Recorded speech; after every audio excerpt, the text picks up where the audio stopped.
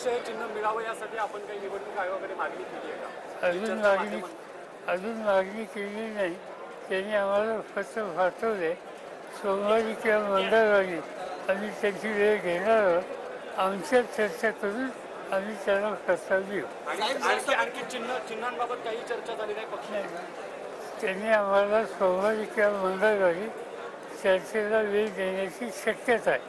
त्या वेळेला होईल. अजित पवार बारामतीमध्ये बोलताना म्हटले की काही नेते येतील आणि शेवटची निवडणूक असल्याचं भावनिक आवाहन तुम्हाला करतील. इतकी वर्ष तुम्ही त्यांचं ऐकलं आता. चांगली गोष्ट आहे. मी काही निवडणुकीला उभं राहणार नाही. मी यापूर्वीच जाहीर केले की मी आता निवडणुकीला उभं राहणार नाही. त्यामुळे काहीतरी वाहनाचं बोलायचं काही कारण नाही. बारामतीचे लोक शहाणे आहेत, समजदार आहेत. वर्ष कुणी काम आणि त्यांची प्रतिष्ठा वाढवली हे त्यांनी पाहिलेलं आहे आणि त्यामुळे ते योग्य निर्णय घेतले. साहेब, लोकसभेपूर्वी केंद्रीय गृहमंत्री सीएए कायदा आणण्याची शक्यता आहे असे वर्तवलं जाते. काय वाटतं तुम्हाला? त्यांनी काल जाहीर केलं. असं बघूया पुढच्या आठवड्यात काय होते. आज सांगणं योग्य नाही. योगी आदित्यनाथ यूपीचे मुख्यमंत्री आळंदीमध्ये होते. भाषण करताना ते म्हटले की रामदास स्वामींनी छत्रपती शिवाजी महाराजांना मार्गदर्शन केलं, नंतर महाराजांनी महाराष्ट्र उभा केला. तेच काम आज गोविंदगिरी महाराज करतायत. आमच्या दृष्टीनं छत्रपती शिवाजी महाराजांचं कर्तृत्व याच्या पाठीमागं राजमाता जिजाबाई यांचं योगदान आहे.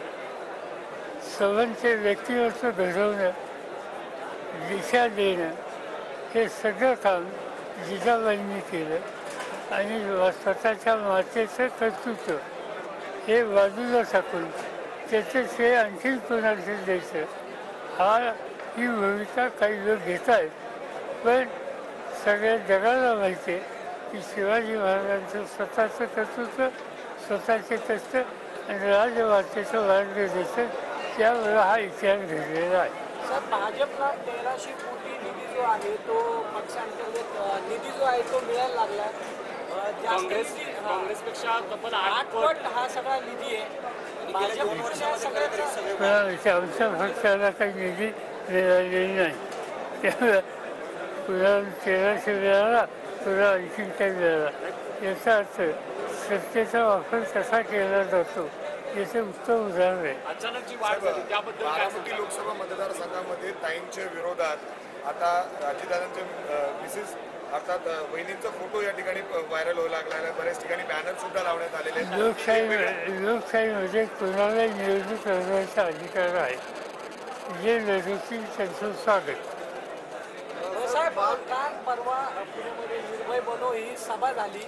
निखिल वागळे असतील तर जे विचार मांडले जातात, अशा लोकांची सध्या महाराष्ट्राला गरज आहे का आणि त्यांच्यावर हल्ले केले जात आहेत, असे लोक पक्षात आले तर तुम्ही घेणार का?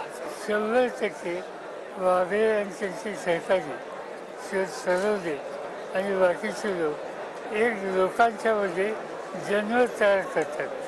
त्यांच्यामध्ये दहशतीचं वातावरण घालवायचा कार्यक्रम राबवतात आणि त्यामुळे अशा लोकांना सामान्य माणसाचा पाठिंबा आहे, राहील.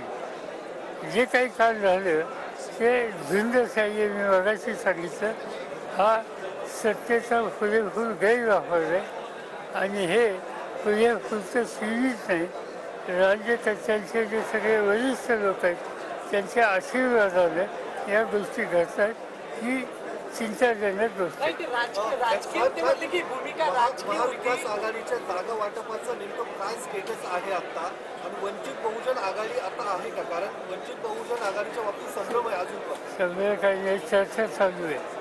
त्यांनी वंचित बहुजन आघाडीचं म्हणणं असं आहे की जागांचं वाटप होईल, पण आधी कार्यक्रम काय त्याच्यावर चर्चा झाली पाहिजे आणि त्यांचं म्हणणं योग्य आहे.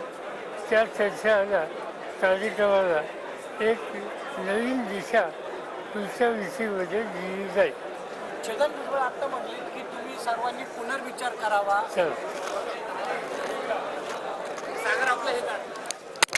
दादा सातत्याने